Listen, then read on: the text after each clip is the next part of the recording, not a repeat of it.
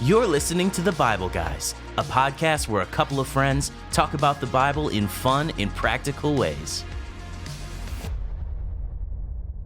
Man, I like that roll-in.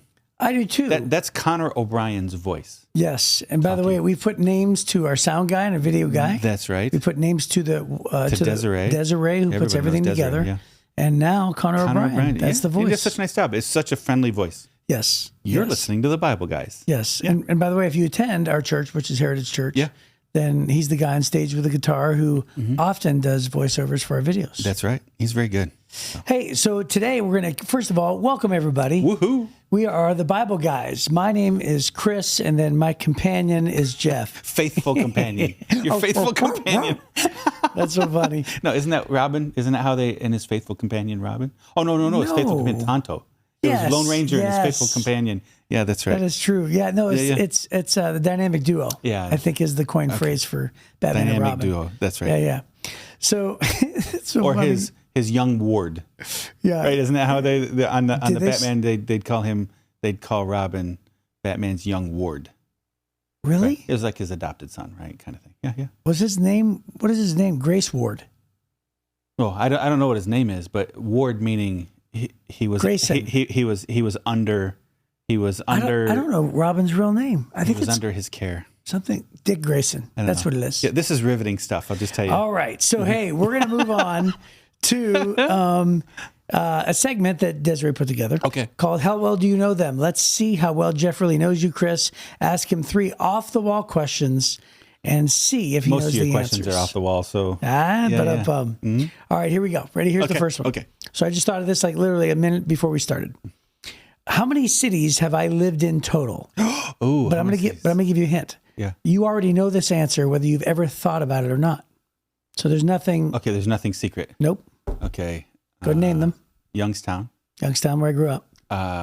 Springfield. Springfield, Missouri. I went to college there. Atlanta. Just outside of Atlanta. I'll give you that one because it's Stockbridge, but it's okay. You'd never know that. A different town here in Michigan. Nope. No, you moved straight to Troy? Yep. Even though you worked in a little church here in Michigan? Didn't you work in another church? No. No? I moved straight to Kensington. Okay. So Troy. Troy, that's it. That's 4? That's it. 4. Well, I thought you worked in another church. So you've only worked in 2 churches your whole life? No. 3 churches? 3 churches? No. Well, actually, in Stockbridge, and when I was in Atlanta, you worked in 2 churches. I worked in 2 churches, lived in the same house. Okay. And then here, I've lived in the same house as 2 churches. Yeah. Okay. I've literally done the same thing. Wow, that's cool. Isn't that crazy? Yeah.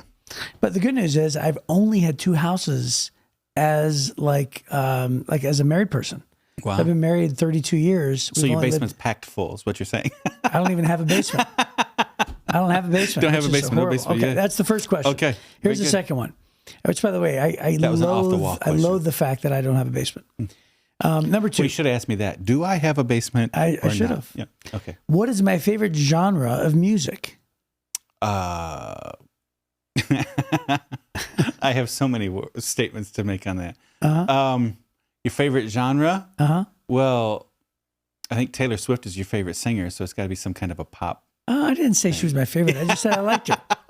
I liked her. That's all. Yeah. So I would say, I wanted to say show tunes. That's what I wanted to say. Oh my goodness. Yeah, pop. Wow, you're going for the Swiftie. You're going for the show tunes.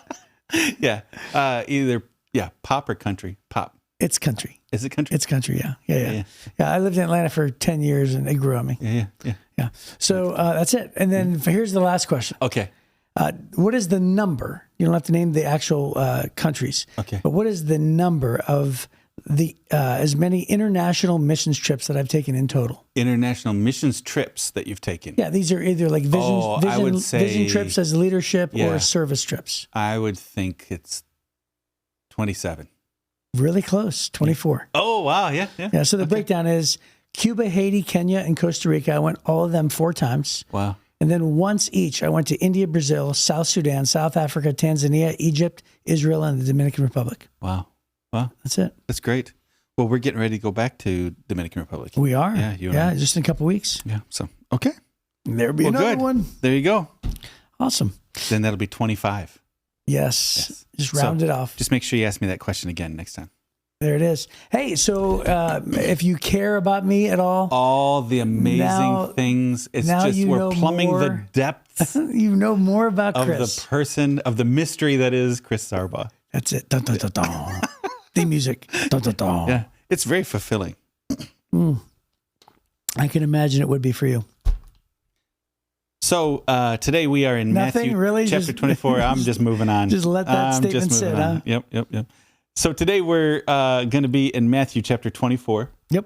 And do you remember, those of you who've been listening over the last week or so, we started off and we're reading about all these comments that Jesus makes about his return and being watchful, right? Mm-hmm. And so it winds up being 3 very long passages in Matthew chapter 24, Mark chapter 13, and Luke chapter 21. Mm-hmm. So what we decided to do is go halfway on each of those 3 passages. And now we're coming back and we're picking back up in Matthew 24, and we'll get the second half today of that one, and then we'll go to Luke, second half of that one, and then Mark and then Luke. So technically, just to say it another way, that means we'll have done 6 podcasts on 3 chapters. 3 chapters, which are the same parallel story. One big topic. One big topic. Right, that's right. Yep. Mm-hmm.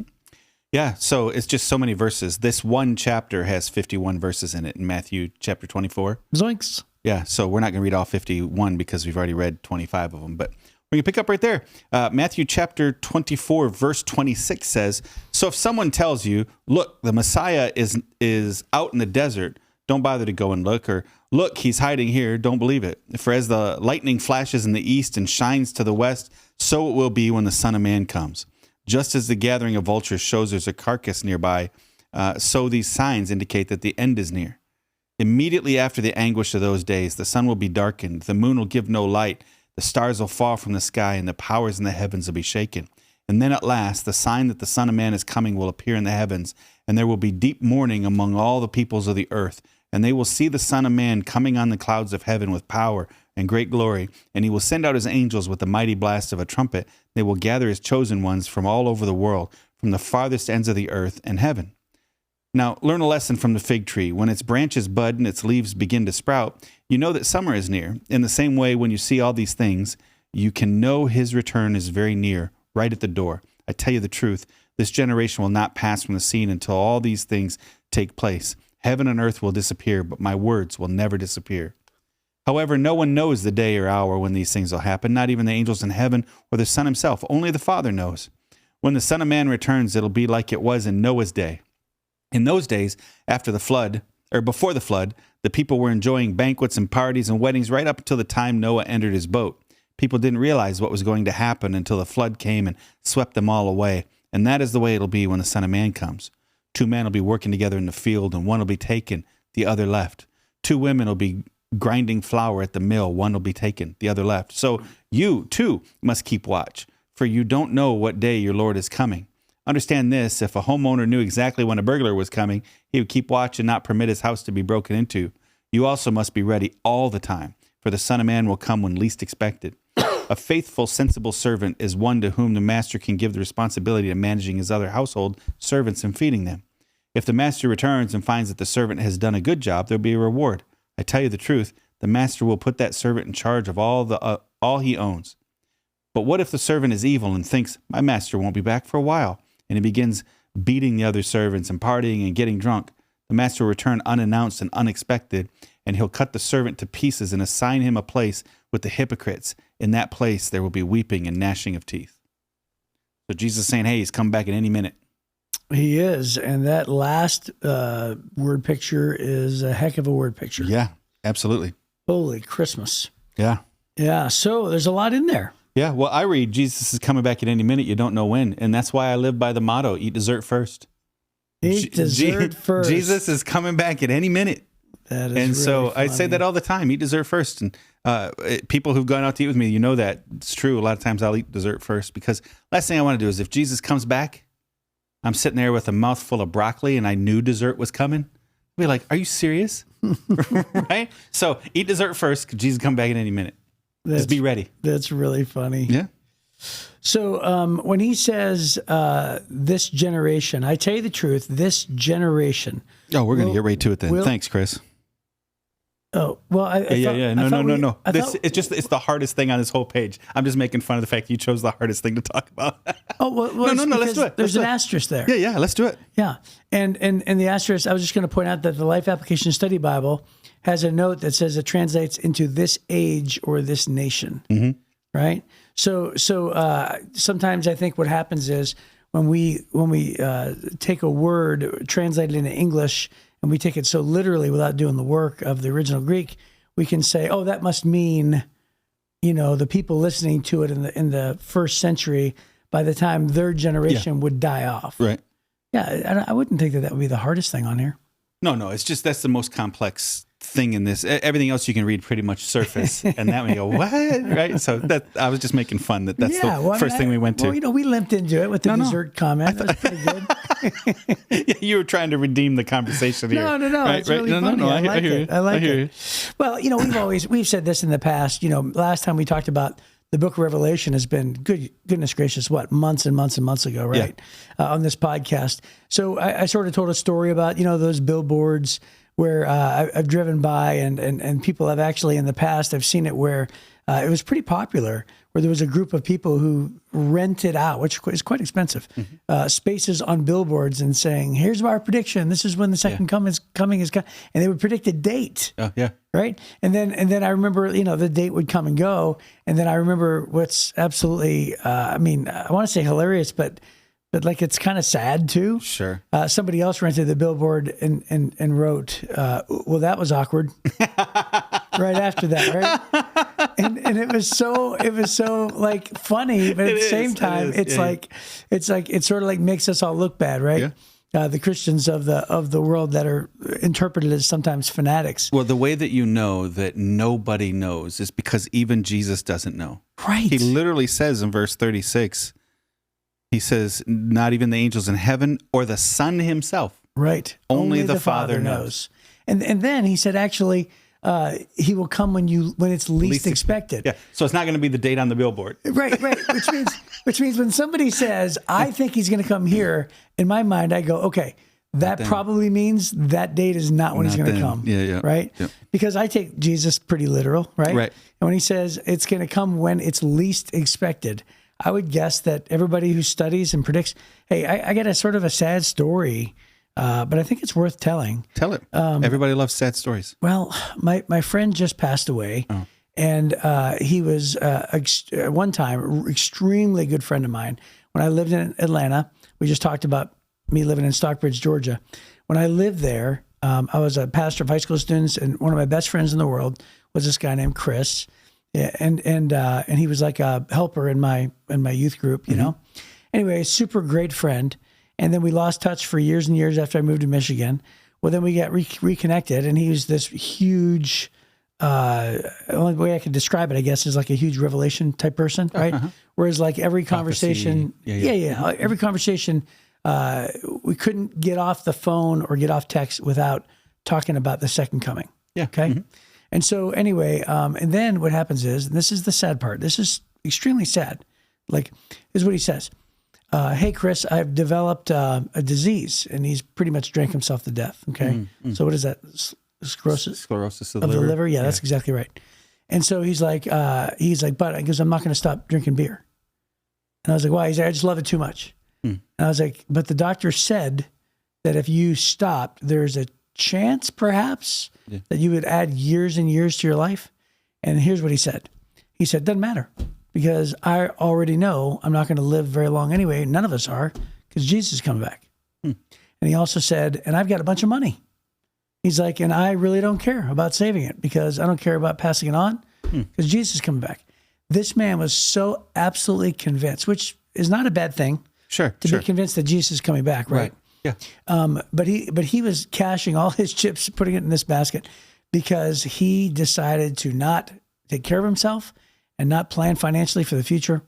And so then eventually his wife texted me and said, hey, I just want to let you know, Chris passed away. I was so sad. And that conversation still rings in my ears. And so when I read a passage like this, how could you not think about your friend? Oh, right. Right? Yeah. Yeah. So, So he had it right in that we should be living our life like Jesus is going to come back at any minute. yes, But Jesus' intent of letting us know he's coming back at any minute is not that we would drink more beer and blow all our money. Right. That's not the. I'm not trying to make fun. What I'm saying. Right, but his stop intent, trying. Right. So his Stop preparing. Stop witnessing. Stop. Right.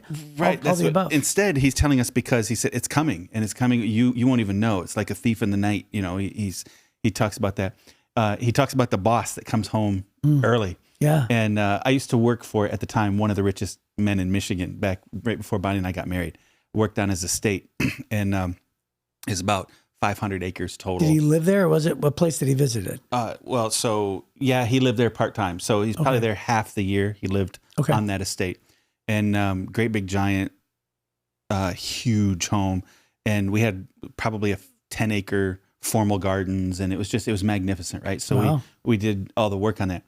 So we had like 3 or 4 college guys that were just working, summer workers. But he had several year-round adult employees. Some people that managed the ranch. He owned a big cattle ranch next door. Some that just managed his property there. And my boss was one of those guys. He made good money. Had a company pickup truck, and he was that big cowboy kind of guy. He just living that cool life. The home he lived in was on that estate. All that stuff. Wow. Just living around this. He had access to the pool whenever the big dog wasn't in town. He just free reign of the whole complex. Wow. But he was a total jerk. And he never did anything unless the owner was in the area. And so it had come up. I didn't throw him under the bus, but one of the other employees had mentioned to the owner, hey, if you're not around, he doesn't do anything. He goes into town. He just spends money. He sleeps. And so one day, the owner came into town unexpected, unannounced, and rolled in. Hey, where's Bill? And we were like, well, he's not here right now. And the owner got upset and said, you tell me where he's at. I know you guys are covering for him. And so we said, well, and Bill had an entire little apartment up in the hayloft in one of the barns that he had built himself just to be able to take naps. And he was in there watching TV, not working. And the boss fired him on the spot.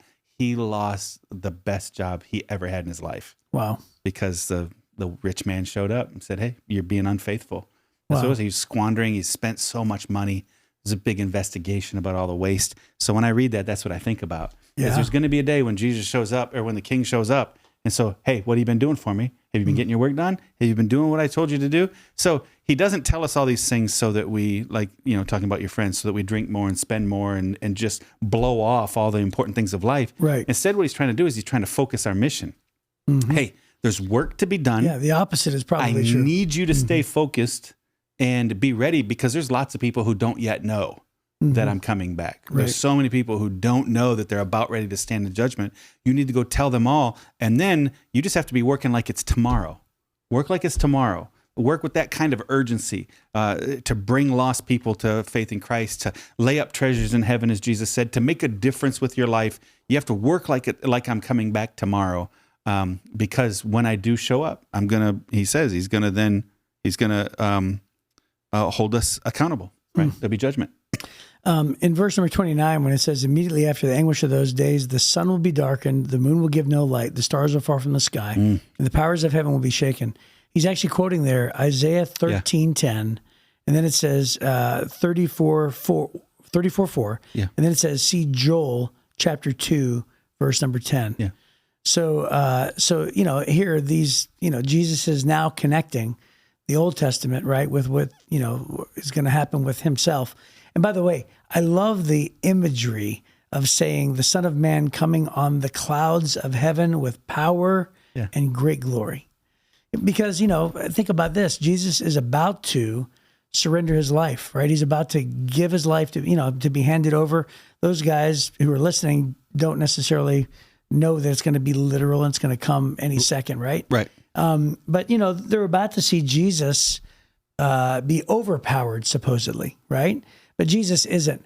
He let them overpower him. He says, nobody's taking my life from me. He's about to say, I give it willingly, right? Right. But think about the imagery that they're going to see. Just the picturing the final days of Jesus. And so this imagery of him talking about him coming back one day is just glorious in this moment. Oh yeah. That's really cool. It reminds me of the lyrics to that old Southern gospel song, "When Jesus Steps Out on the Clouds." You ever hear that song? Oh no, it's a great song. Go ahead, sing it for us, I'm Jeff. not going to sing it. Come on, Jeff. Nope, I'm not going to sing it. I know you can. I can, but I'm not going to. So there is a phrase at the very first sentence that we read here, verse 26. So if someone tells you, look, the Messiah is out in the desert, don't bother to go and look. On a semi-regular basis, a couple times a year, somebody will give me their book that they've written about when Jesus is coming back. Really? Right? Oh, yeah. It happens to me, either a handwritten, I've had multiple handwritten books where this is the manuscript that they wrote, and it's about, they're pretty sure they have a good idea of when Jesus is coming back. And then I would say probably once every year, every other year, I get somebody who gives me a book that they actually had printed, right? Where they're really, really confident that they know when Jesus is going to return. And Jesus says here, someone tells you, look, the Messiah's out, don't even bother and go look, right? So, hey, would you read this? And I'm like, probably not. Right. Right. So if you want to give me a book about when Jesus is going to return, because you're pretty sure you know it and you wrote that book, don't give it to me. Give it to Chris. He'll read it. But and I will be happy to take it and pass it on to my other friends, like Chris, my former friend. Yeah, but I'm joking on that. I've read many, many times. People would write a thing, and then I'd come back and go, "Hey, have you thought of this? Have you thought of that?" Right.